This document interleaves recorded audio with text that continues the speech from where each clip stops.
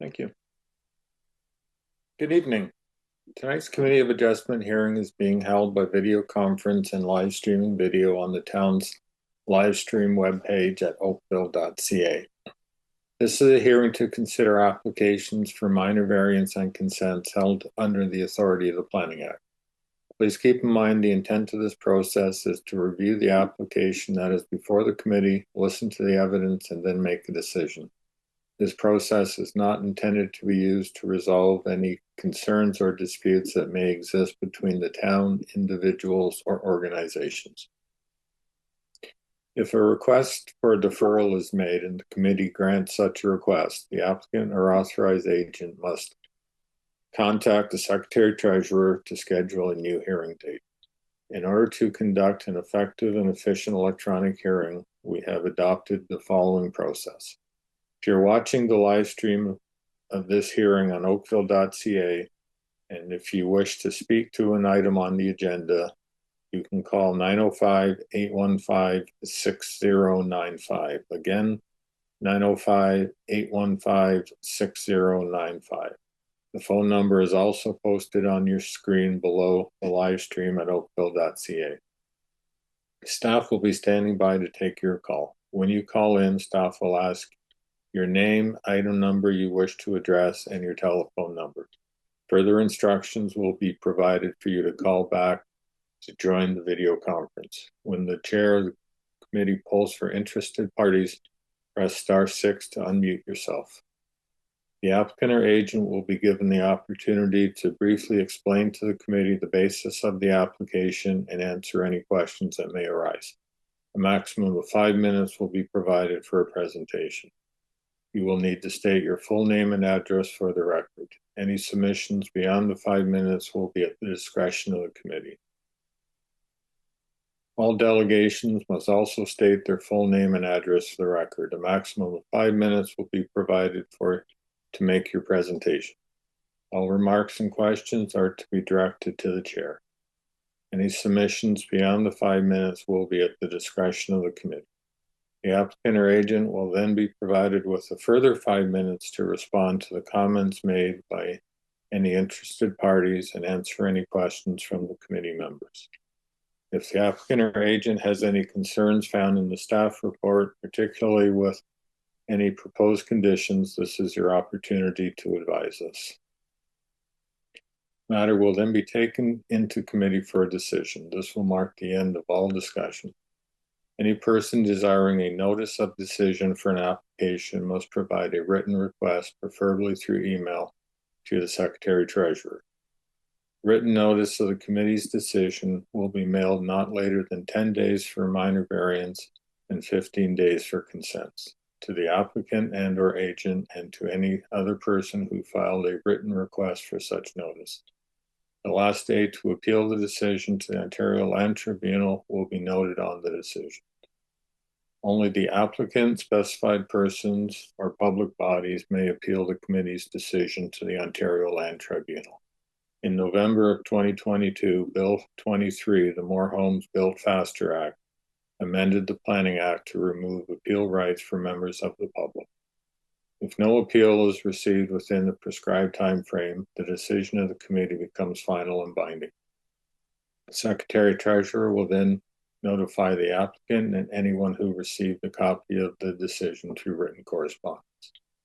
People participating in this hearing are to be courteous to and respectful of the members of the committee, town staff, and other people participating in the electronic hearing. Tonight's electronic hearing is being video recorded and available for future viewing at oakville.ca. Thank you.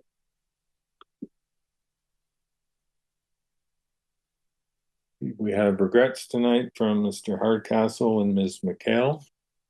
Committee members, any declarations of pecuniary interest? Okay. I see none. Madam Secretary Treasurer, do we have any requests for a deferral? Anyone watching who's wishing to defer an application, this is your time to seek that deferral request. Madam Secretary Treasurer, has anyone called in?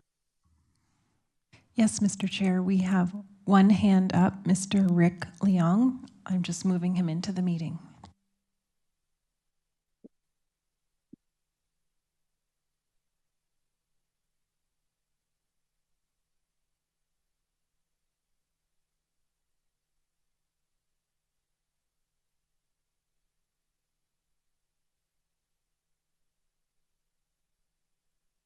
Good evening, sir.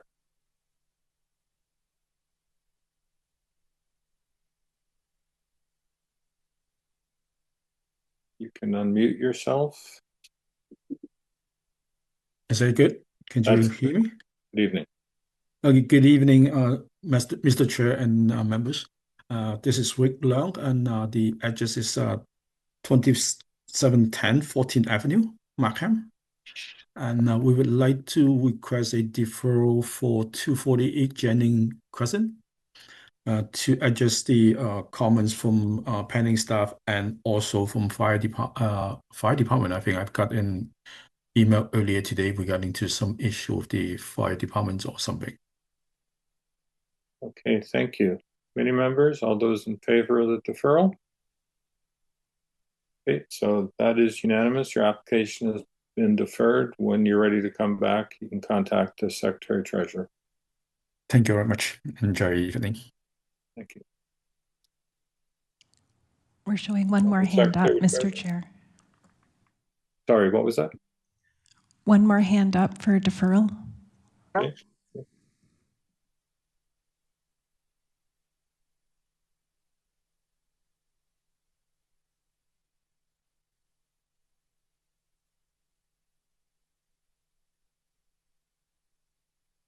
Let's see, Vivek Gupta, if you can unmute yourself.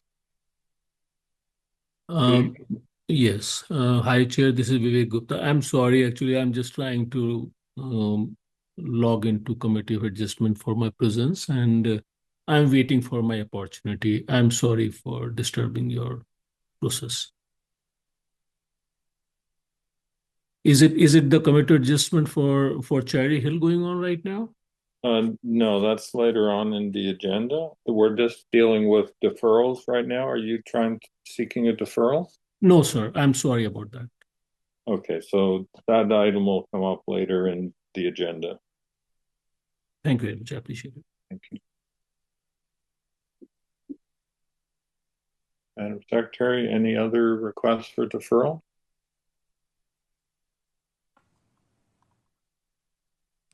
I'm showing no more hands. Thank you. Yes, thank you. Then we will proceed with the agenda.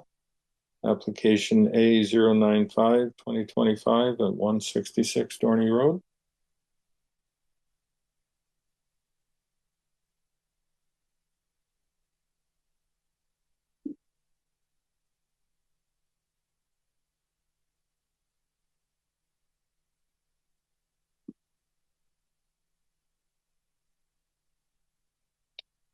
Good evening, Ms. Scholes.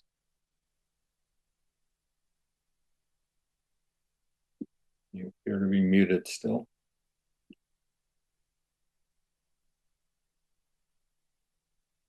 Thank you, Mr. Chair and committee members. My name is Jennifer Scholes, and I'm the applicant representing the homeowner of 166 Dorney Road.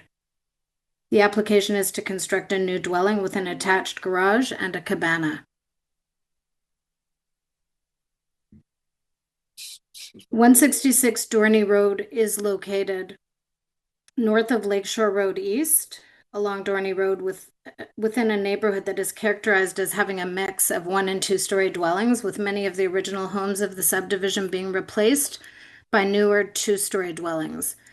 The subject property has frontage along the southwest side of the street and is an interior lot with detached dwellings to the northwest and southeast.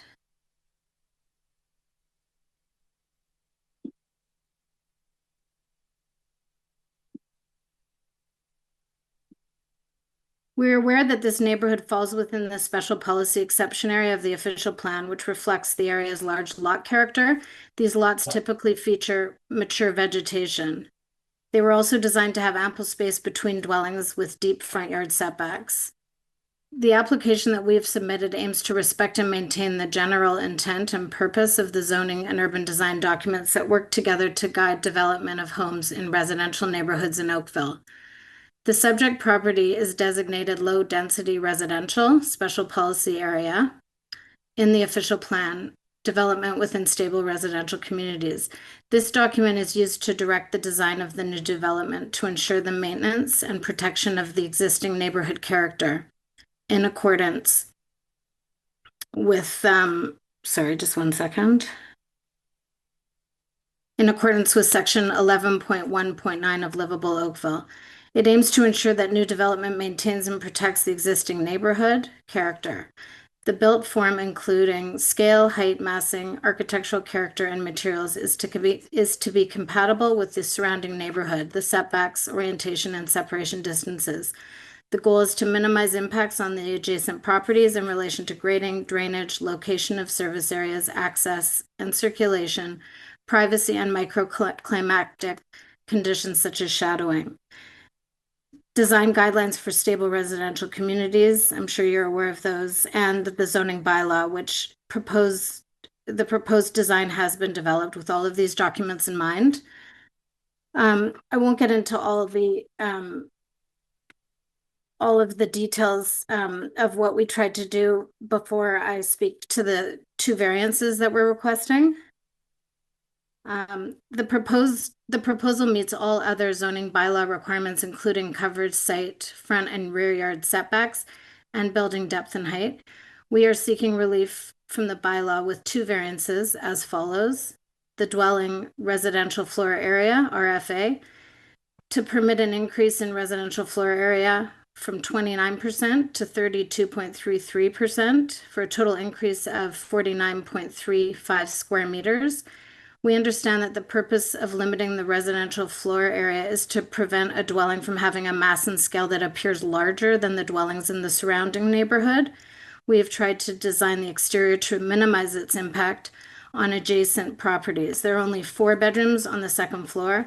This 3.3% increase allows for the homeowners to enjoy a house that suits their needs from a functional perspective. Variance 2, the private garage residential floor area. We're requesting to permit an increase in garage floor area from 56 square meters to 58 square meters for a total increase of 2 square meters.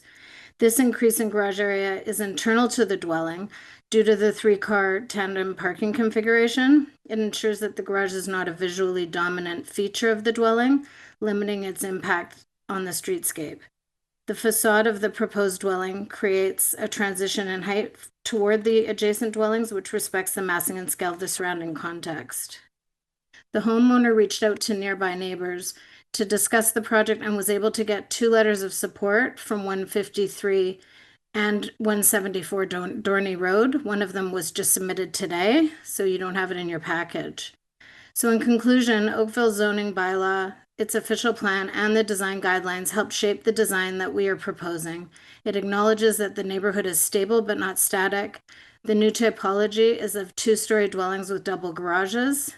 We believe this proposal maintains the general intent and purpose of livable Oakville with respect to current urban design and infill design, and it meets the intent of the zoning bylaw. We have support from planning and all other staff.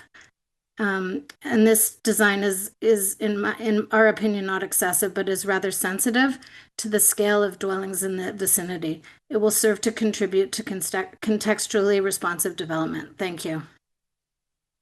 Okay, thank you. So I will note we do have a letter of support from Frank Ma and a request to attend in support from Ron and Susan Dunn. So if anyone does wish to speak to this application, please call in at 905-815-6095. Committee members, do you have any questions for the applicant? I see none. Madam Secretary Treasurer, has anyone called in to speak to this matter? We've had no calls and no hands up. Thank you.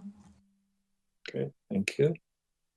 And in that case, I will close discussion and look for a motion on this matter. Ms. Price. Taking into consideration my site visit, the submissions of the agent, planning staff, and the letters of support, I agree with the planning staff that the application is minor in nature and is in keeping with the general intent and purpose of the official plan and zoning bylaw. The tandem parking configuration, lower eaves, floor area built into the second-story roof lines helps make the proposed development compatible with the streetscape. In conclusion, I believe the 4 tests of the Planning Act have been met and the variances be approved subject to the following conditions. The dwelling be constructed in general accordance with the submitted site plan and elevation drawings dated May 22nd, 2025, and that the approval expires 2 years from the date of the decision if a building permit has not been issued for the proposed construction. Thank you. Any discussion on the motion to approve? I see none. All those in favor? Okay, that is unanimous. Your application has been approved. Thank you so much. Have a good evening.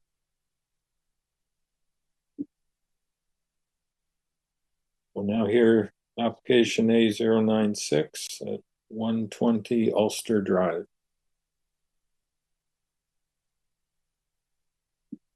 Anyone wishing to speak to this application, please call 905-815-6095. Good evening, Mr. Castillo. Good evening, members of the committee, Mr. Chairman. My name is Gerardo Castillo from Keystone Home Designs. I'm here to represent the homeowner for 120 Ulster Drive. We are here today just to seek a minor variance to increase the private garage of a new custom home from 45 square meters allowed to 49.23 meters, but a total of 423 meters extra, which is just a tandem space at the back of the garage used for tools and storage for this it's a very deep lot. If you can look at the site plan that was provided, you can see that this is a long lot that goes from Ulster all the way to the back of that I believe that's school. So it is a long, very big lot, and so they need some tools and things like that for gardening and things like that.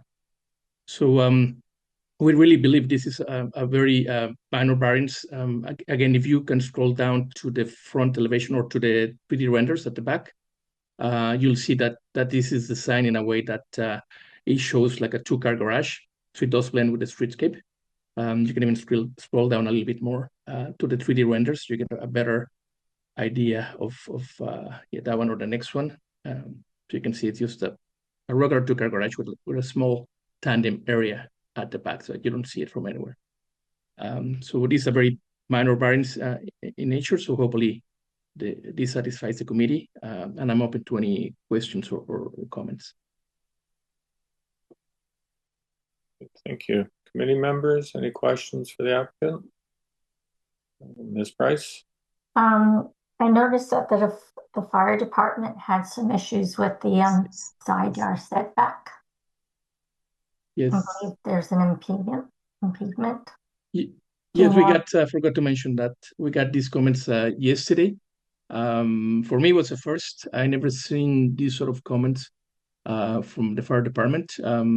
Most of the homes that I have designed or that I see in the area, as long as we maintain the minimum setback, in this case 1.2 meters, they're always. I have never seen this comment. If I can show you the site plan provided, on the north side we do have the 1.20 meters all along, and on the opposite side we have even more. We have see here, yeah, like 1.36, some more space. So I believe what they're mentioning is not the setback of the house, it is the setback of the a couple of window wells on the north side. Again, there's a few homes in the brand new homes or relative new. I think it's 133 and 131 new homes that are next to each other. They have, I'm sure, pretty sure they have 1.2 meters setback, and they do have also chimney encroaching and window walls. So this is very standard. I mean, I'm doing this for a long time, and I'd never seen that comment. One thing I know that the fire department, I guess their concern is that the space is tight, and then you have a window well, so it might be hard for them to pass through the back. But one of the things that I did discuss with the homeowner, even at the time, was that these window wells would be one of those that will have a grill on top, so you can actually walk through. You get the light, but you're able to bring your lawnmower and everything to the back. So that was part of the idea even before we got this comment. But again, I can assure you that 95% of the new homes that are designed in the area, people go to the maximum side setback, in this case 120, and they do have window wells. So this was just a surprise to me yesterday when I got the comment. So not sure if this grill that we're putting on top of the wells could be done as a condition to meet their concerns, but we're open to suggestions as well. Okay. Because in their comments, they say that the application plans indicate a decrease in the minimum side yard setback below 1.2 meters. I think what they mean when they said they're talking about the window well, but not the building. The building is at 1.2. It doesn't. If you look at it, on the north side we have 1.2 all along. At the back, actually, we get 1.36, and on the other side we have a lot more space. We have 2 meters, 165, and 162. Even where we have a little bump for encroachment for a fireplace, we have 1.22. So we do have more than enough on the south side. But I believe they might be talking about the north side, the side on the garage. But the building, you can see, is perfectly parallel to the property line, and we have 1.20. Okay. But they must be referring to the window wells. Is there any stairs into the basement? No. No, just window wells? No, if you look at the site plan, and if they can zoom in, you can see it very clear. I don't have the site plan in front of me, sorry. It would appear that the comments from fire are a generalized statement that there's an encroachment that could be one of the following. And I read it the same way Mr. Castillo is, that Okay. it's perhaps relating to the window wells, but maybe for clarity, if I could ask Ms. McKnight, the applicant is complying with the side yard requirements and they're not seeking a variance for oversized window wells. So that's correct, right? Yes, that is correct. So although we have the comments from the fire department, they don't relate to the variances that are being requested. Yes, through you, Chair, the comment is appreciated and access for safety is a valid concern. However, the setback does comply with the bylaw as of right. And if there are any fire code issues caught at the building permit review stage and changes are required, the applicant may require a CFA in the future. Thank you. Ms. Price, any further follow-up? No, that's good. Thank you. Mr. Dickey. Thank you, Mr. Chair. I have a concern about the garage. I understand what's going on in the side yard, but this is, let me just say it. Usually we don't like two-story windows, particularly along the front. In your window there, I guess my first question is that all glass or the sections, there's two smaller rectangular sections. Is that something other than glass? So it doesn't look like a two-story window, or is it all glass? I guess I'd be obviously asking the agent. Yeah. You mean in the garage area? Or No, in the front, between the garage and the entrance, they're two-story. Oh, yes, yeah. Window is two-story high. Appears to be two-story high. Yeah, if they can zoom into the render that the 3D render, that's oh yeah, a two-story window that's on the staircase. The staircase at the front of the house. Yeah. Yeah. So that's the staircase. Yeah. That's all glass. Sorry, yeah, all glass. Well, yeah, at the bottom, yeah, you have stone, but yeah, from like maybe about a foot and Oh a yeah, half, no, I you meant have a like, glass. yeah, obviously it has, yeah, the foundation. Okay, maybe I should turn to our town planner and for her to give me a little education as to why that is, shall we say, acceptable, where we often have an objection to that type of situation. Don't get me wrong, I wonder if it's not acceptable because it's centered in the middle of the house. So I'll give you that. Just maybe if you can add anything more to that to put me a little more comfortable, I appreciate it. Yeah, no problem. Through you, Mr. Chair. After a review of the plan submitted, internal discussions, and a site visit, it was determined that the 4.23 square meter increase in garage floor area met the four tests of the Act. The intent of the provision for an increase in garage floor area is to ensure that the garage does not appear to be a visually dominant feature of the dwelling. So in that, the 3D renderings alongside the elevations really helped with the review of the massing and the scale that proposed. And it is of the opinion of the planning staff that the garage doesn't appear to be a visually dominant feature. Further, the addition is to accommodate a tandem space in the garage, and so this additional space pushes it deeper into the dwelling, but does not expand the visual appearance of the garage. And in addition, in looking at the massing, the applicant did work to break up the massing of the dwelling through the use of varying roof lines, building materials, and heights. So that was not raised as a concern to planning and staff in the review of the application. Okay, so they because they broke it, and yeah, I was saying I wasn't questioning the garage side. It's just the design, but because they broke up the front facade by different materials and different lines, that the window doesn't appear and add to the vertical aspects of the house. Through you, Mr. Chair, yes, that is correct. There are other measures taken to reduce the massing and scale of the dwelling. And although there is a large vertical window at the front of the dwelling, there are other elements that do project out towards the street that do reduce the impact of that feature. Okay, thank you very much. I was just questioning what is normally a standard element that we don't like, but I do agree that it looks okay in this building. I was just wondering, I appreciate your added comment that mitigate against that second story window. Okay, I'm fine. Thank you very much. Thank you, Mr. Dickey.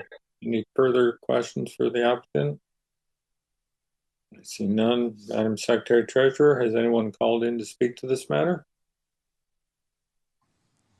We've had no calls, but we have one hand up in the audience. One moment.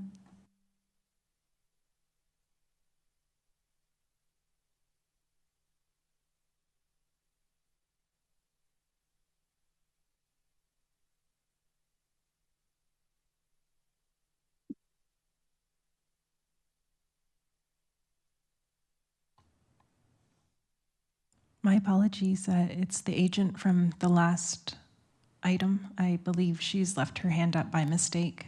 Okay. Thank you. So with that, we'll close discussion and I'll look for a motion. Mr. Dickey. Thank you, Mr. Chair.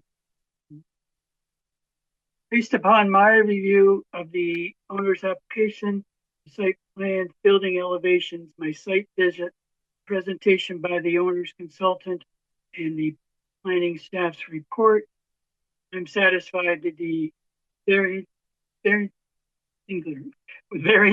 is minor in nature and conforms to the four tests of the Planning Act. And I put forth a motion that the application as applied for be approved subject to the condition that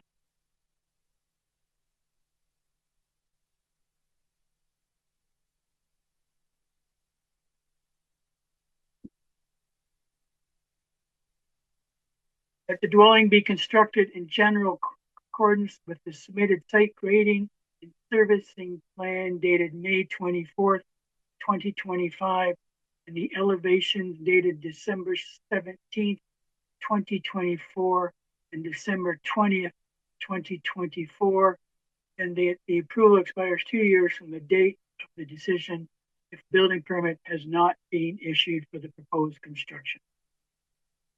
Thank you, Mr. Dickey. Any discussion?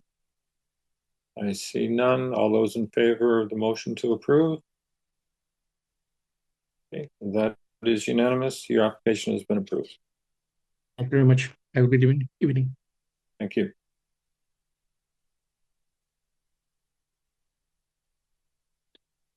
Now here, application A097 at 2025 at 2218 Unwin Crescent. We do have an email of opposition from Murray and Ida Palau.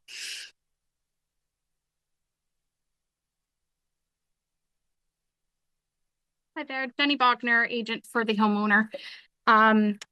So I don't have a presentation, but I have a number of things to say here. As per the application and staff report, we are requesting 3 variances for this property. Variance number 3 is for a gross floor area of 48.39% instead of the required 43%. This is requested to accommodate the construction of a second floor addition over the northeast portion of the existing side split. This growing family is in need of more space, and we agree with staff that this addition does not negatively impact the surrounding homes or the massing of the home from the streetscape. The side split gives various heights, ensuring the home does not feel overwhelming to the neighboring homes. We appreciate staff's consideration and support of this variance. Variance number 1 and 2 are to address existing structures that were in place when my client bought this home in 2023. The previous owner did not disclose the fact that these structures were built without permits. That being said, we are trying to rectify this situation, this existing non-compliance issue now. I feel it's important to note that before submitting a formal application for this minor variance, we did submit for a pre-consultation. During this online meeting, staff gave feedback on our application and noted their support of the gross floor area variance to facilitate the construction of the addition. They also noted these 2 non-compliant accessory structures and strongly recommended that we add them to the application to legalize them. They very confidently said that they could support these 2 variances. I was happy to hear that, so we went ahead and added them to the application. We feel that if staff is going to recommend something such as this and give an opinion on support, then this should be a sentiment shared by all staff, or at the very least shared with all staff members via a report. We were, of course, very stunned and surprised to see that the staff comments for the formal application were not in support of these 2 variances. We feel blindsided and feel that these comments made during the pre-consultation were very misleading. Variance number 1 is to address the existing shed structure that was built up against the existing dwelling and is attached to the home by the roof structure. There are quite a few properties on this street that have this exact same shed on the side of their houses. We understand staff concerns with not being able to access the rear yard, but we do feel this is still an option as there is a door on both the front and rear of the shed, allowing the homeowners to get through as needed. Staff have commented that the possibility of being able to lock these doors poses a safety risk. However, there is a pool on this property, so proper and safe enclosures are necessary. Please correct me if I'm wrong, but I don't believe the bylaw prohibits someone from locking entries into their yards if they so desire. So we feel there is very little difference between these doors that can lock and a locked gate. Therefore, we don't agree that this is a valid concern. Variance number 2 is to address an existing shed on the easterly side yard that encloses the pool equipment. The exact date at which the pool was installed is unknown to the current homeowner, but some factors seem to indicate it was installed around 2002. It is also unknown to us whether the shed structure was also constructed at that time or done after the pool and equipment was installed. But it is very possible that this 3.41 square meter shed was allowed in this location without needing a permit, as they were working under a different bylaw at that time. That being said, the homeowners wish to work with staff and appease the fire department and provide better access to the rear of the property. They would be willing to remove this shed and relocate the pool equipment ever so slightly, to provide an access route to the easterly interior side yard of the property. We feel this would greatly improve the flow to the side yard and the gate that leads to the front yard on this side. This is the least costly option for the homeowner, as this just requires some minor relocation of the pool equipment. Taking down the westerly shed would require a new fence to enclose the backyard, as well as the construction of a new shed to house all the items they have stored in there currently, such as kids' bikes, lawn equipment, etc. Therefore, we respectfully request the removal of variance number 2, as we will alleviate this non-conforming situation. We feel it still makes sense to move forward with variances number 1 and 3, and we request your thoughtful consideration on these points made. Thank you. Thank you. So you want to proceed with the application with the removal of the one variance, but not the other one, as opposed to seek a deferral and try to work things out with staff first?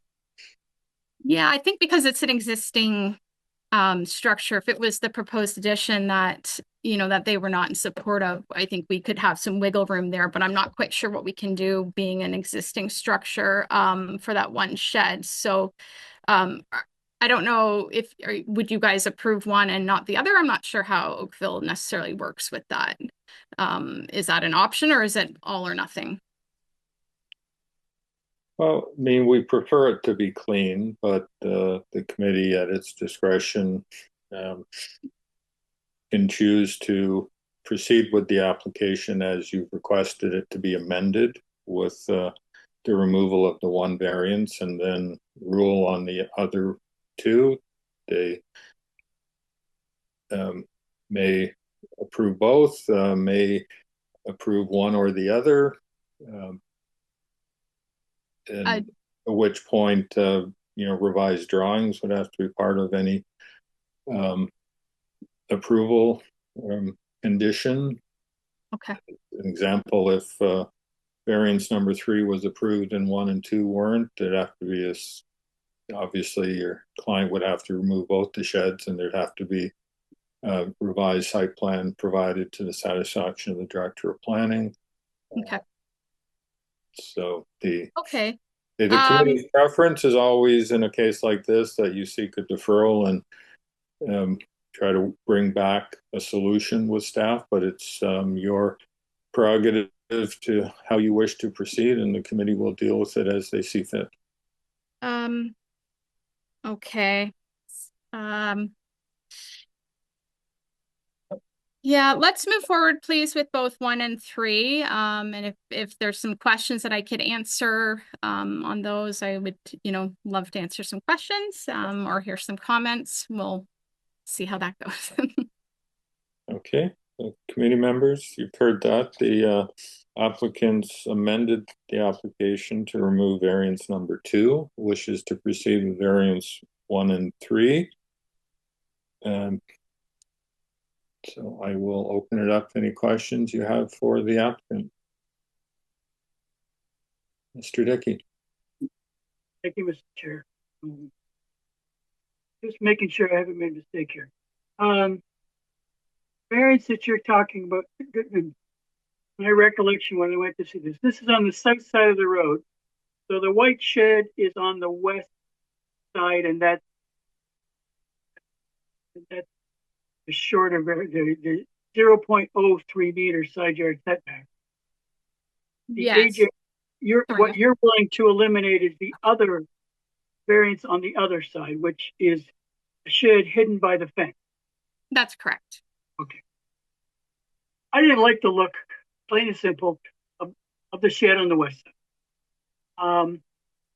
It doesn't look good from the street. The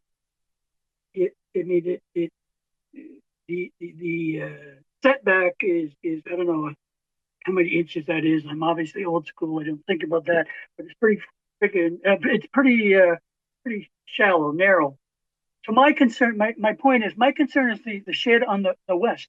If you were to reverse that, I might say, okay, I'll give you the shed on the east, but I don't like the shed on the west because it doesn't look in my opinion, it doesn't look good from the street.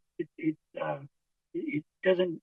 And I admit I didn't look up and down the street. You suggested there's other sheds in the same situation. I apologize. I didn't look, so I can't address that.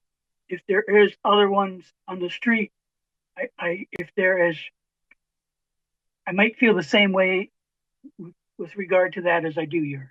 Mhm. So basically, and I'm usually very sticky about side yard setback.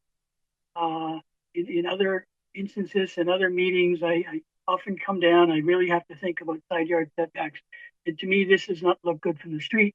Therefore, the neighbors, that's where the concern is. The neighbors, there's obviously a concern how you're going to make repairs or do anything on that wall on the west side when you've only got 0.03 meters of access. So there it is. I want to be upfront with you. I don't like that. Okay, I'll leave it at that. Right. Yeah, I don't think the homeowner would have chosen to build that structure had they, built it themselves. It's kind of, they're just dealing with what was there, of course, trying to keep it and avoid having to make some costly changes. But yeah, I hear you. Thank you for those comments. Thank you. Any other questions for the applicant? I see none. Madam Secretary Treasurer, has anyone called in to speak to this matter?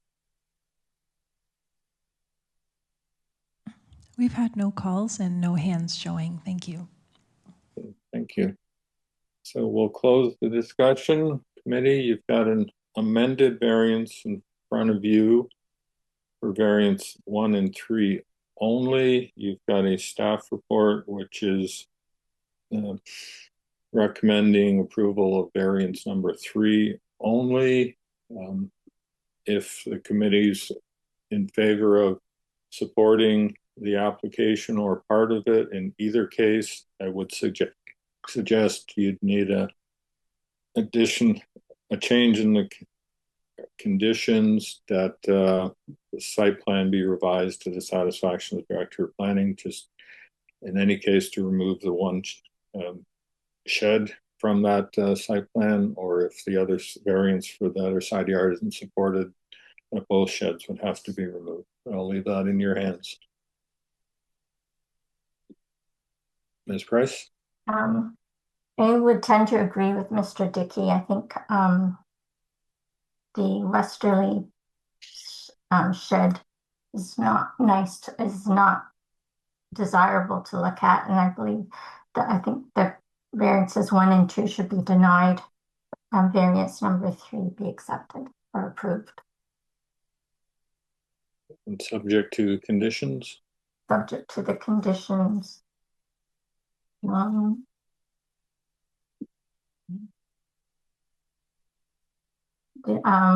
That the addition be constructed in general accordance with the submitted site plan and elevation drawings dated June 2nd, 2025, and that the approval expires 2 years from the date of the decision if a building permit has not been issued for the proposed construction.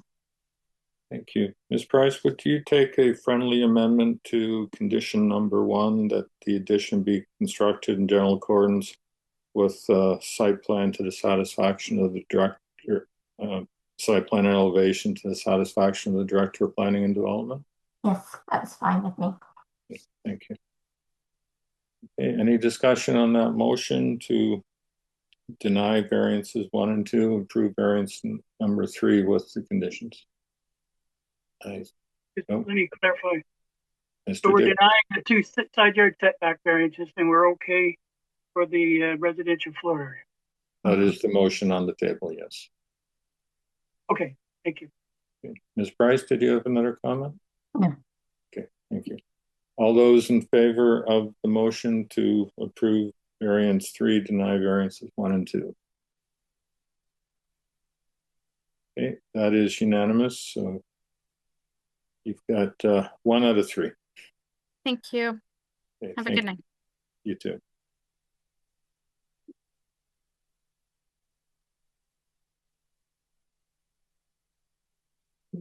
Now hear application A098 at 214 Cherry Hill Road.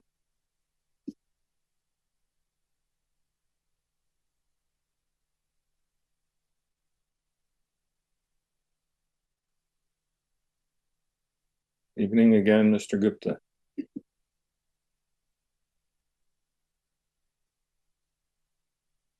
You're muted, sir.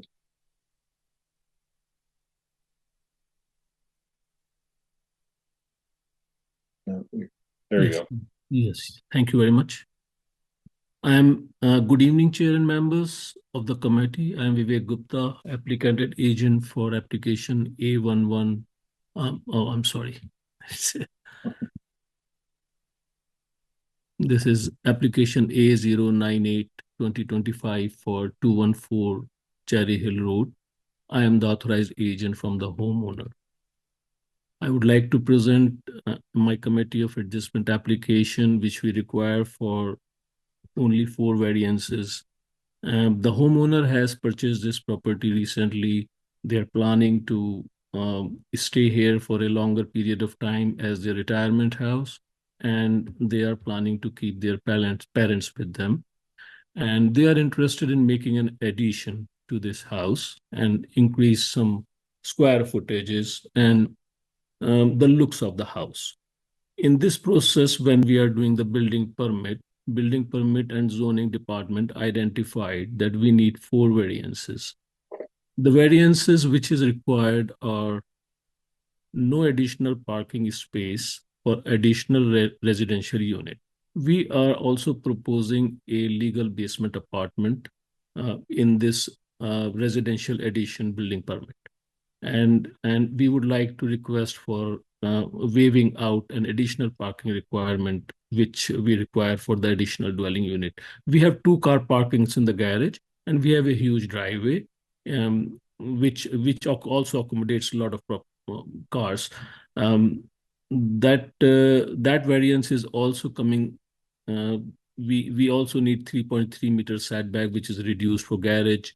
And we are making a sunroom and a deck, which also requires minor variance of 3.3 meter setback requirement in flankage yard, 6.54 meter in the front yard. Zoning department has done the test required for the minor variances, and they have found all the tests very satisfactory. Their tests are supporting our application. If committee members requires, I can read the planning department assessment. If it is not required, then I would like to move on with the closing request. Yes, we have a copy of the staff comments, so no need to read those. Thank you very much, sir. So in the closing of my presentation, I would like to ask any questions, if there is, from any members or neighbors, though the neighborhood has been very supportive and the property owners are very satisfactory and feeling like a resident in the area. So if there is any questions from anyone, from any chair members or city, I'll be happy to answer for that, sir. Thank you very much. Thank you for your presentation. If anyone does wish to speak to this application, please call 905-815-6095. Any questions from the committee members? Mr. Dickey. Thank you, Mr. Chair.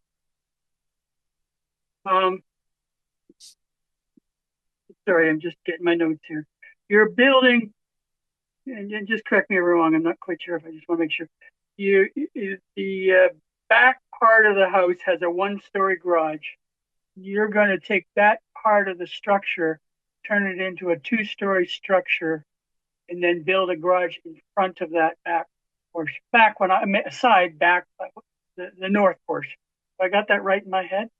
That is absolutely right, sir. The garage is facing Cherry Hill Road.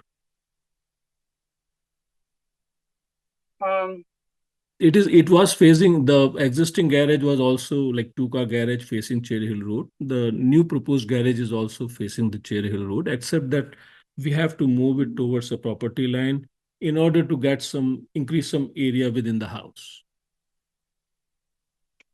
Yeah, I realize. I'm concerned let's just say for now, I'm not overly concerned about the 0 parking spaces, but my concern solves that problem. I just concerned about the garage being 3.3 meters from the road allowance, the property line, and being a dominant feature, part of the structure from the flankage. And that's my concern, plain and simple. Can you not, you've already have a garage on the ground floor. Can you not, when you build the new garage, use part of that garage to make your new garage shallower in depth? We are not getting any area increase in case if we are not moving the garage outside. And right now, our intention is not to actually break any bylaws. The next door neighborhood house is still having his garage a little bit more than us. So we are trying to stay a little bit backwards from the neighbors still. You're saying the new garage will be further back from the road, the property line than the neighbor to the north? No. The next neighbor has the similar line of garage line towards the Cherry Hill and almost similar setbacks. Lesser setbacks, like we are requesting for more than them. That's what I mean. I didn't catch it. Does that show on your survey?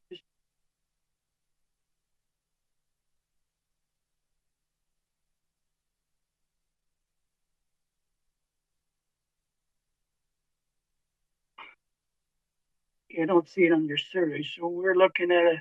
Yeah, it is shown on the survey, sir. Give me a second. Let me bring it up.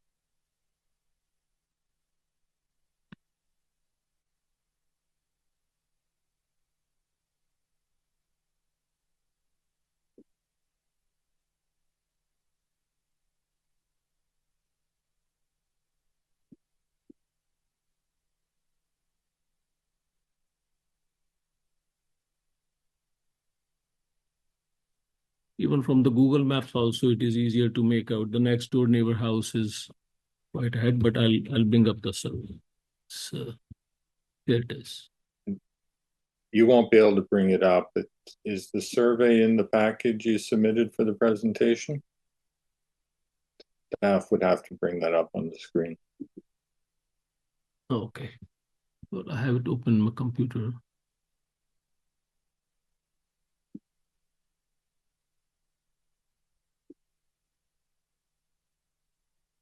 No, in my computer, it is open on my screen. I think, Mr. Dickey, if you look at the location map provided with the application, it does show that the adjacent house on Cherry Hill does appear to be closer to Cherry Hill than the subject house.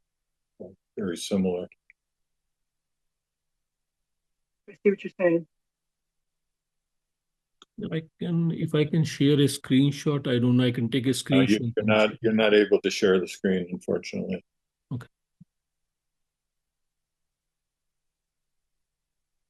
And the house to the north has a driveway facing, to the agent again. The house to the north has a driveway facing Cherry Hill. Their driveway doesn't face Meadowwood? No, it faces Cherry Hill, sir.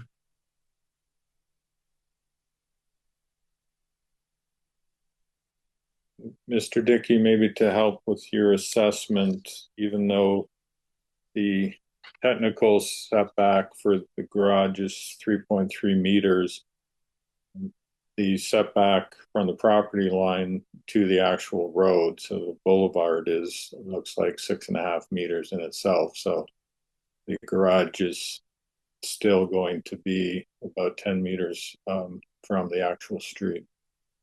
Well, I realize that. When I was on the street, I was surprised how far shall we say, the property line is from the road. It seems to be very much further than what we normally see. I don't deny that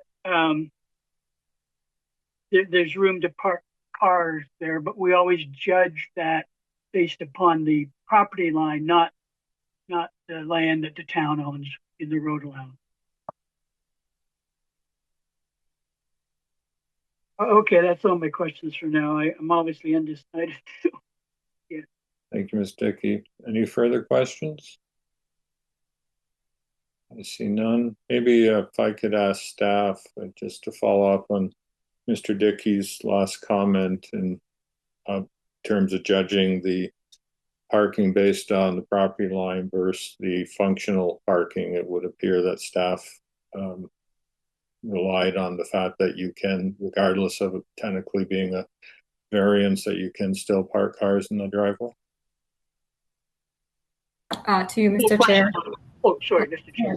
I have no question about that. When I was there looking at the property, I reached that conclusion. Anyhow, go ahead. I'm sorry, planner. Yeah, no worries. Yeah. Yeah, to you, Mr. Chair. As long there does appear to be room for parking on the driveway, and as long as it does not encroach on town's property, then that is permitted. That would be permitted, and there would be no concerns. Thank you. Madam Secretary Treasurer, has anyone called in to speak to this matter? We've had no calls and no hands. Okay, thank you. I'm going to close discussion on this matter and look for a motion.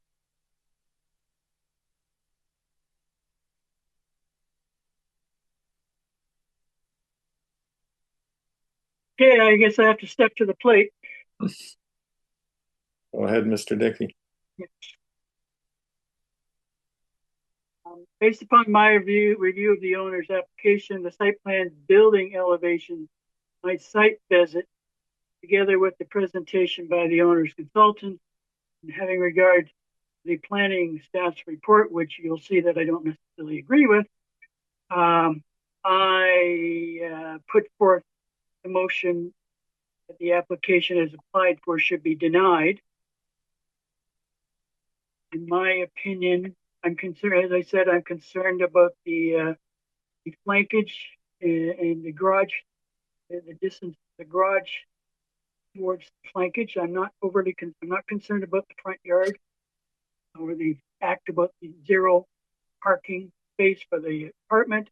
It's just the distance of the garage to the side yard and the slightly shorter flankage setback. So I put, as I said, I put forth a motion to deny this application. Okay, thank you, Mr. Dickey. Any discussion on the motion to deny? I see none. Sorry, sir. The discussion is closed at this point. We're in the middle of voting. Okay, the motion on the floor is to deny the application. All those in favor? All those opposed? Ms. Price, I didn't see your hand either way. So you're opposed? Okay, I'm also opposed, so that application fails, or the motion fails. Ms. Price, I'm going to turn to you for an alternative motion in this matter. I'm not sure I can do that. Okay,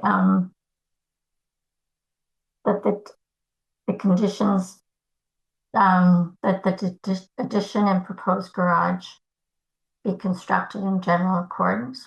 Is this what you mean? So you voted against the motion to deny, so I'm assuming. Oh, sorry, I meant the other.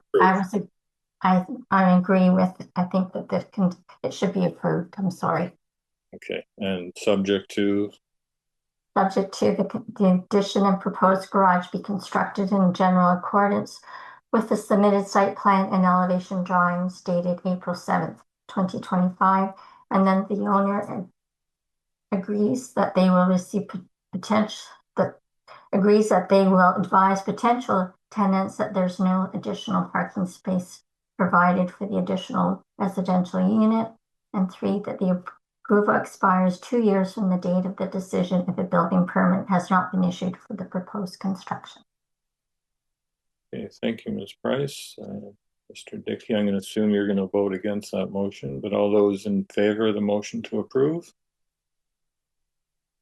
Okay, all those opposed? Thank you. So your application has been approved. Mr. Dickey opposed. Thank you very much, sir. Thank you. Have a good night. Good night.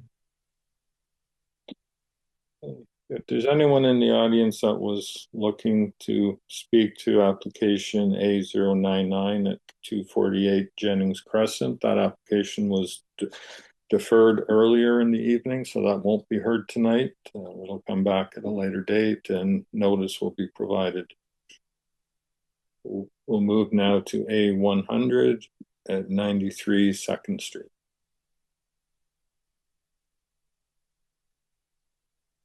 If anyone wishes to speak to this application, please call 905-815-6095.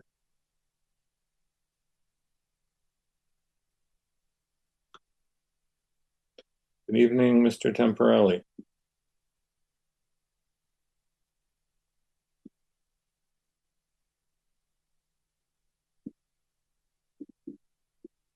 You are still muted.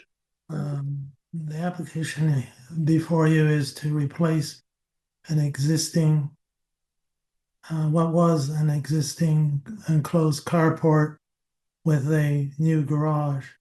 The garage, as seen in the little photograph that's on the site plan drawing, projected in front of the existing house.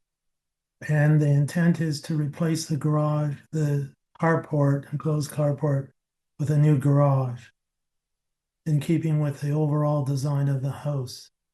It'll be basically in the same location as the existing, what was the existing carport.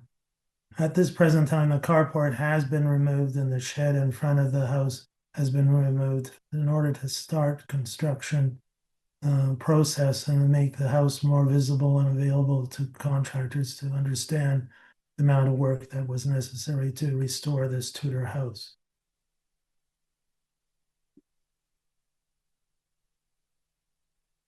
Thank you, Mr. Temporelli. Sir. Sorry. Were you finished? No, can I go on to the next photo?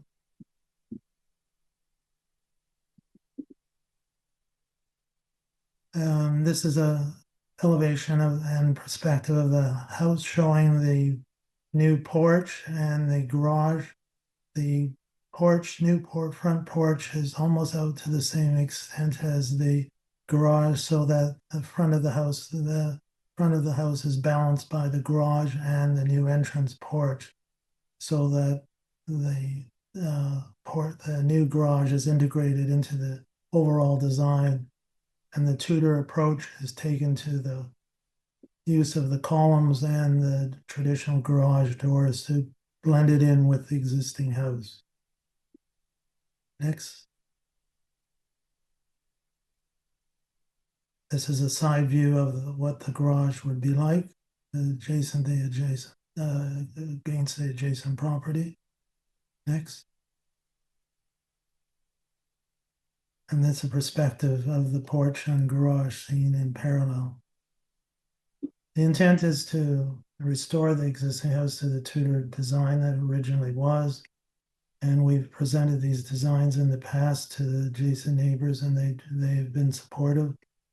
We're here today because of the one variance that was missed in the original application, which was the projection of the garage. But I believe everyone has been supportive of the garage location and the overall design. I think it is minor in nature and complies with the intent of the official plan, the local bylaws, and the intent of the Heritage District in terms of retaining the historic character of the area. Thank you. Thank you. Committee members, any questions for the applicant? Mr. Dickey? Thank you, Mr. Chair.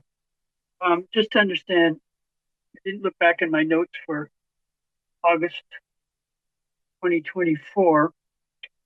So at that time, the Committee of Adjustment gave a variance for a 6.8 meters side yard. And was that because there was an existing carport there, which there was, or did I understand you were saying the original plans back then had the garage there, but the variance of the projection was missed at that point in time? No, the garage was on the side yard was the location of the existing carport enclosed carport. And we asked for that variance and it was obtained. What came up when we applied for, not when we applied for demolition for the carport, but when we applied for the construction of the house, the variance in terms of the projection of the house, the projection of the garage in front of the main wall of the house is supposed to be 1.5 meters. But in fact, the existing garage and the new garage is 3.61 meters. So that was the variance that was discovered. Otherwise, the design is exactly as it was shown before, except that the variance on the projection of the garage from the main wall of the house was not picked up until building permit. Okay, you're saying so nothing changed as far as the design of the house, No, basically. And we approved the 6 point, I don't have a problem, just clearing it in my head. We approved the 0.68 meter side yard setback. And now we find out, or, you know, if everybody had realized there was a projection problem, you would have been here. You wouldn't have to go through the process. right. Yeah. That's good. Okay, fair enough. I just to clarify how the sequence of events came along. Okay, thank you very much. Any further questions? I see none. Madam Secretary Treasurer, has anyone called in to speak to this item?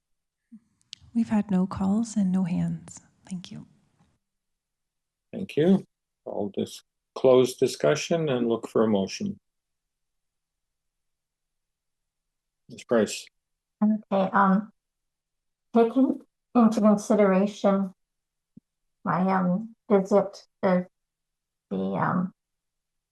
agent's presentation and notes and staff's comments, I believe that the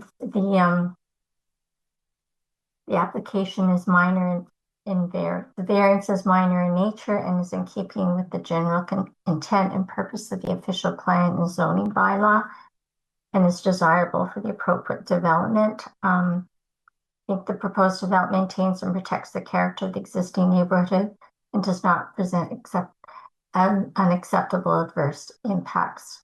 On the basis of this, I believe the 4 tests have been met and would be subject to the following conditions. Oh, okay, hold on.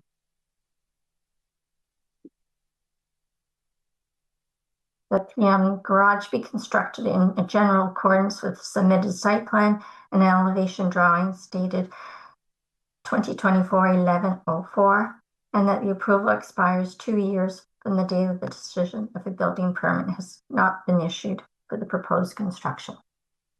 Thank you, Ms. Price. Any discussion on the motion? Seeing none, all those in favor of the motion to approve?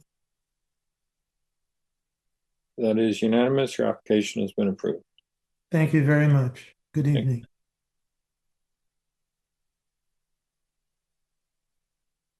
Now here, application A101, 2472 Deer Run Avenue. We do have a letter of opposition from William Stewart and Catherine Swan. If anyone wishes to speak to this matter, please call 905-815-6095.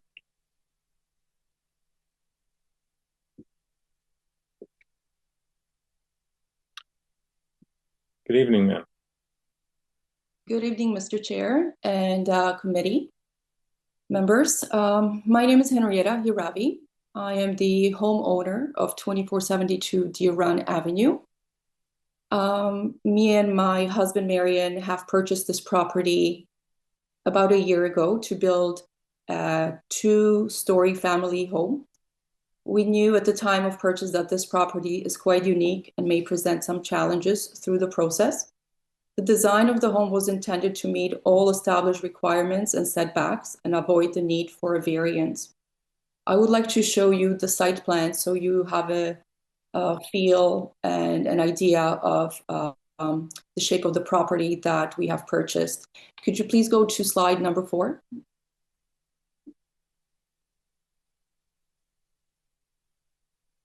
one back, I think. Actually, this one. Thank you. As you can see, the shape of this property is triangular. It is not the typical shape on the street. We are the only property that has this very unique shape, and we had to pretty much make sure that we can build a family dwelling, and we are asking for a permit to build a pool in the front yard. Given the characteristics of the property being triangular in nature, there was only one suitable location for the house of approximately 2,700 square feet, which is below the average size of homes in the neighborhood. As you see on the site plan presented, all outside activity is situated on the side of the property in the side yard. Rear yard setback is at the minimum, so not much development could be done in that area. Plus, we did not want to remove any additional trees. We have removed a couple of trees in the back, one in front, in the new driveway area. We have tried various potential locations for the new proposed pool, but all of them, to some extent, are encroaching to the front yard area. We respect the bylaws and the stance of the building department. However, given the unique shape of the lot as the last property on that side of the street, we believe this is an exceptional case that warrants special consideration. I would like to present some examples of corner lot homes, which there are many throughout the town, just to kind of illustrate the point that we're trying to make. If you could please go to the next slide. And the next slide. This house on Amber Street is very similar to the situation that we are facing. Basically, it has the front door. Basically, it has the pool in the front yard, just the same as our proposed house. If you go to the next slide, there's various homes throughout Oakville that we drove through and saw many in the same situation where the streetscape shows exactly the same.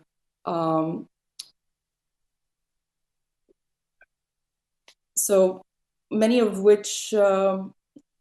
these houses have pools where the view from the street or from the homes of neighbors across the street is virtually identical to the view in our case. Several of these pictures are near our current home and show properties fenced with either wood or wrought iron fences in combination with planting. All presented homes have pools in the yard. After we've reviewed the comments from town staff, we can propose to easily relocate and add more trees between the pool and the front fence to create more screening and privacy. In addition, we agreed to install the standard 5-foot fence in accordance with the town requirements.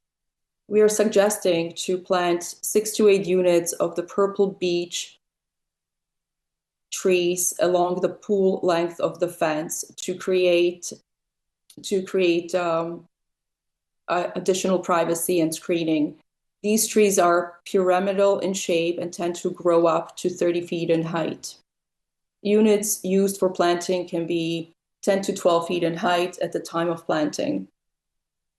To respond to the comments from staff in regards to the setback requirements for the cabana storage and sitting area, the permit was already issued with the dwelling and cabana with approved setback of 0.6 meters.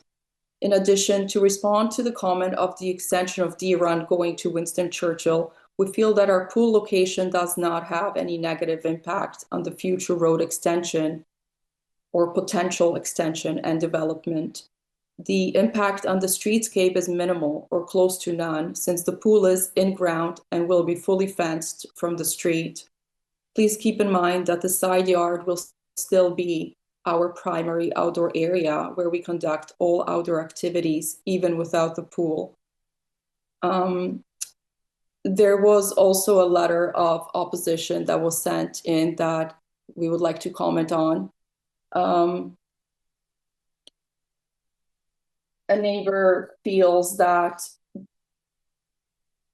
there's a safety concern for young children in the area because they feel that the pool will be in the front yard and will be not fenced or gated, or they are scared that if the gate is left unlocked, as I said, this area will be fully fenced. It will be landscaped to create the privacy and screening. We would like to try to not have any disturbance on the street. We would like to make sure that we are part of the community and the neighborhood, and we don't feel that the install of the pool in that area of the yard has any major impact on the street. We of course want to keep everybody safe, and therefore we would comply with the requirements of a fence and the landscaping, as I said. I guess all we're asking is that you do look at the special circumstances of this very unique property. It is unlike any other on the street, and it does require a little more attention, I feel. So we do appreciate your time to have a look and consider. There's a few more pictures of the houses that I'd like to share. So if you could go to the next slide. This is just the fencing on Diane. Here we just want to illustrate that, over time, the planting and the trees will overgrow and make it feel like, we are part of that street, and we would like to have the screening and the privacy. Next slide, please. This house on Elton Park, again, the pool is right behind that fence. It is right to the side of the house. From the street, it looks exactly the same as what we are proposing. It should not have any impact on our neighbors on the street. And if you could show the next slide, please. Same here on Chartwell. This house has the exact same situation. And the next slide. This is just down the street from where we are currently living. You can see in this picture that the pool is literally in front of the house, situated in front of the house, which is the exact situation that we are proposing. Again, I don't think it's any disruption to the neighborhood or to the neighbors or the streetscape. So once again, please consider our application. We are a 4-member family. We do have children as well. And we do understand the safety concerns, and we would not obviously put anybody at risk. And I think that's all. Thank you for your time. Thank you. Committee members, any questions for the applicant? Mr. Dickey. Thank you, Mr. Chair. Okay. Could you tell me again why you couldn't put swimming pool closer to, I guess that would be the rear lot line, most southerly lot line, where the cabanas are proposed to be? So just to make the best, I guess the best option would be to make the best use of the space. We thought it would be more beneficial or favorable for our backyard to have it placed in that area. And also the cabana has to be located where you see it on the site plan right now. It cannot be on the street side. So there is that restriction of the cabana location. It's the same as the pool. If you were to put the pool back where the cabanas are, you put the cabanas where the pool is, you'd be coming to, I agree, you'd be coming to us, I'm assuming for a variance front yard setback, but you wouldn't be, your pool wouldn't be in the front yard. Your pool would be in the side, your pool would be in the side yard. Like some of what some of those examples you brought. Others I admit are right in the front yard, but the others look like they're set back from the road and are in the side yard. But let's not dwell on that. Just the aspect of pool in the front yard versus cabanas in the front. It just, you know, you've got a proposed covered pad. So I guess the location of the cabana is, you know, the space, I don't want to say the space is limited, but the allowable area where we can locate the cabana and the pool is limited. So it's either the cabana, which cannot be located close to the fence or closer to the street. You know, so we thought that this would be the better option. I think the impact of this on the streetscape, having a cabana at the front would be greater than having a pool that is not visible from the street. And that is why we think that the location of the pool is better at the front rather than the cabana. Okay. Okay, just another question, and either to the town planner or yourself, if you know. Let's say, what's the future of this street? There was a road that used to connect Deer Run to Winston Churchill that has been closed now for a number of years. I'm assuming that isn't it's not possible or expected that road's going to be built and opened. So this your property would remain to be at the end of a dead-end street. Maybe the planner could give me a little bit of an update on that, or the fact that Deer Run could go to the southeast into what is currently some type of agricultural property there. Yeah, through you, Mr. Chair, to Member Dickey, that's correct. As outlined in the staff report, there's a snapshot of the subject lands within the registered plan of subdivision, and the lands that you had mentioned with the agricultural operation to the east, which is adjacent to Winston Churchill Boulevard, is designated low density residential. So at some point in the future, the vision of the official plan is for those lands to be developed with residential land uses as part of a subdivision.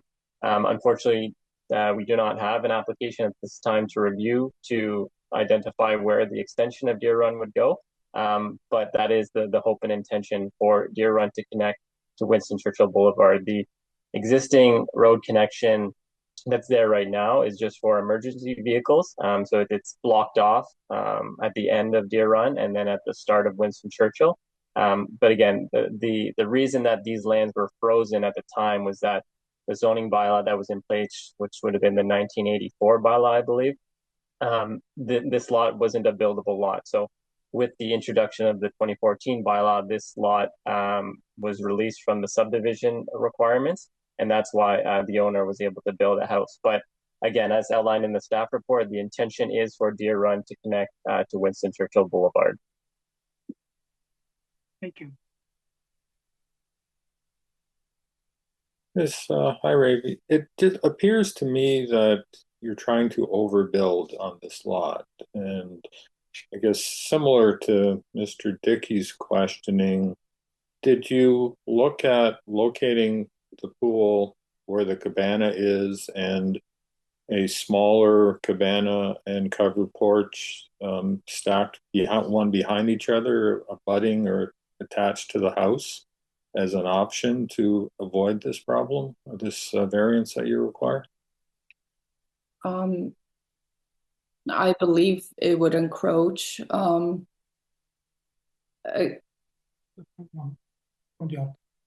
It may encroach into the front yard. I don't have the knowledge about the location. Would you mind if my husband could speak on my behalf to answer your question? Certainly. Hi, my name is Marian Hiravi. How are you?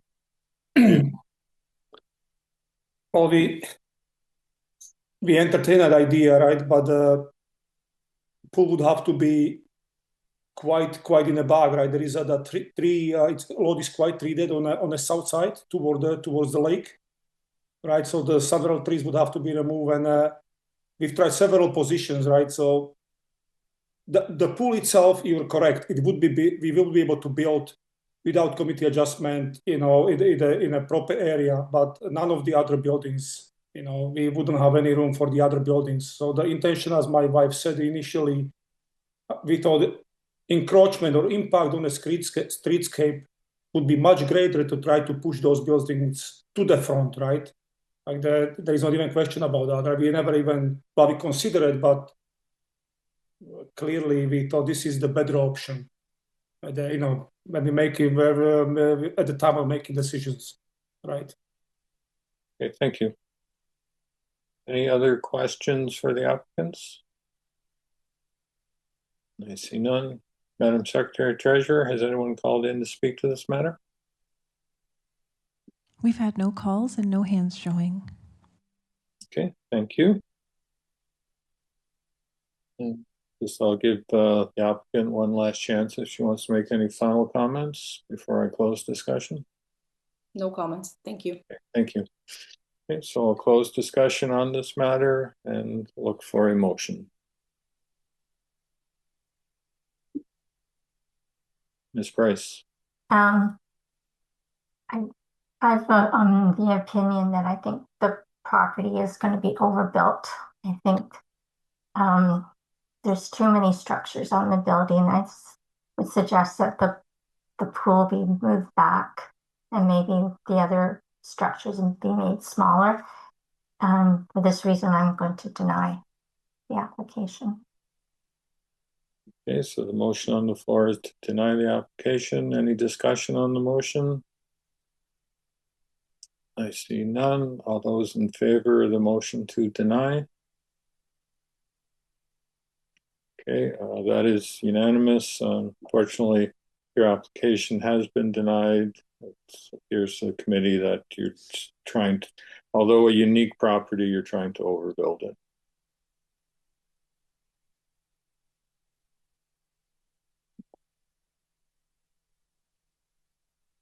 We'll now move on to application A102 at 2449 Meadowwood Crescent.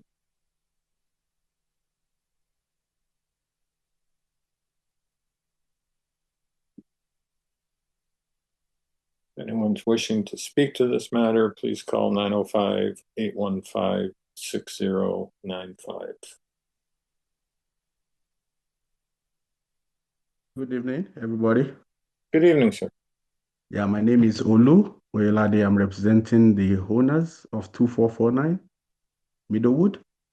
And then we're seeking just a single variance to build a new two-story detached building on the lot, whereas the current maximum permitted square footage is 41%. We are seeking to build 44.72% to be consistent with the character of the buildings generally within the neighborhood and to provide the homeowners the appropriate size of home to be built. We have seen the reports of the staff recommending that this is a minor variance and should be approved. And I've come here tonight to also seek the approval of the committee to approve the same variance application. Thank you. Thank you, sir. Any members, any questions for the applicant? I see none. Madam Secretary Treasurer, has anyone called in on this matter? We've had no calls and no hands. Thank you. I'll close the discussion and look for a motion. Mr. Dickey. Thank you, Mr. Chair. Based upon my review of the owner's application, site plan, building elevation, my visit, presentation by the owner's consultant, and the planning staff report, I am satisfied that a variance is minor in nature and conforms to the 4 tests under the Planning Act. I put forth a motion that the application is applied for be approved, subject to the condition that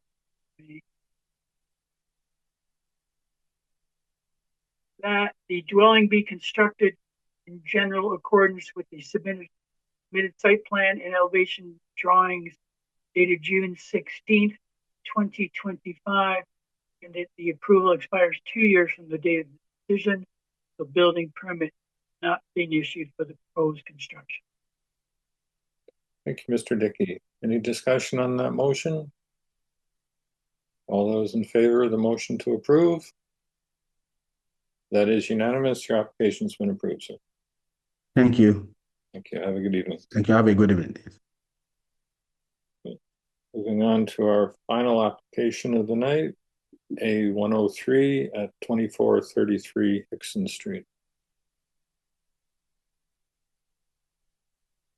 Good evening, Mr. Don.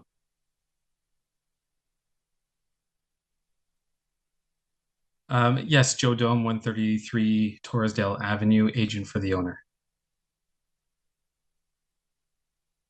The owner would like to build a new 2-story dwelling. There are 4 variances proposed. Residential floor area variance is requested at 45.75%. And the proposed dwelling has been designed with a focus on massing mitigation features, as can be seen on the site plan and elevation drawings. And this is accomplished by way of incorporating breakups in massing in the footprint, varying roof lines, and the use of different materials along the side main walls to ease the transition between neighboring dwellings. And it also complies with the bylaw for all setbacks. We understand that each application is considered on its own merits, and I will note that 214 Cherry Hill on item 6.4 is the dwelling adjacent to the subject property on the east side. That was requesting a 2-story massing and taller roof lines. And similarly, 2 dwellings away at 2441 Hickson Street was approved last year for similar floor area, slightly less, but with a 2-story taller roof line.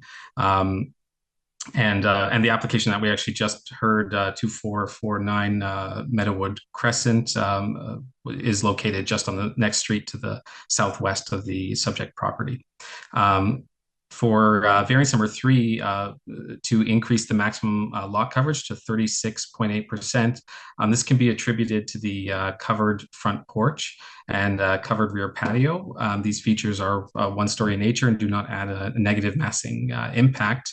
Variance number 4 refers to proposed height to 9.38 meters, which is caused by a difference between the established grade and the grade at the front. Excuse me, as can be seen on the elevation drawings. The dwelling height would appear to comply with the bylaw from the streetscape, and again, the varying roof lines do help to minimize impact. Variance number 1 is to increase the maximum total floor area for the private garage, 47.87 square meters. It's a small increase at the back of the garage for storage space and does not add negative massing to the front of the dwelling. We had submitted a pre-consultation application, have had discussions with staff. Planning staff have no concerns with the application as per the staff report. And overall, we feel the application is reasonable and minor in nature, and I'd be happy to answer any questions you may have. Thank you. Committee members, any questions for the applicant? Mr. Dickey. Going to make a comment. Going after 4 variances is usually a red flag to me. I do admit that your variances are, to a large degree, extremely minor. So I just sort of to say to you, in the future, really work on not coming with that many variants. Of course. Thank you. Thank you. Thank you. Madam Secretary Treasurer, has anyone called in on this matter? We've had no calls and no hands. Okay, thank you. I will close the discussion and entertain a motion. Ms. Price. Okay. Taking into consideration my site visit, the submissions of the agent and planning staff, I agree with the planning staff that the application is minor in nature and is in keeping with the general intent and purpose of the official plan and zoning bylaw. The single-story elements, the various projections and variation in roof form help to make the proposed development compatible with the streetscape. In conclusion, I believe the four tests of the Planning Act have been met and the variances be approved subject to the following conditions. The dwelling being constructed in general accordance with the submitted site plan and elevation drawings dated June 2nd, 2025, and that the approval expires 2 years from the date of the decision if a building permit has not been issued for the proposed construction. Thank you. Any discussion on that motion? All those in favor of the motion to approve? That is unanimous. Your application has been approved. Thank you very much. Have a good evening. You as well. That concludes the items for tonight. The confirmation of the minutes of July 9th. Ms. Price, thank you. And a motion to adjourn. Mr. Dickey, thank you. We are adjourned at 8:36.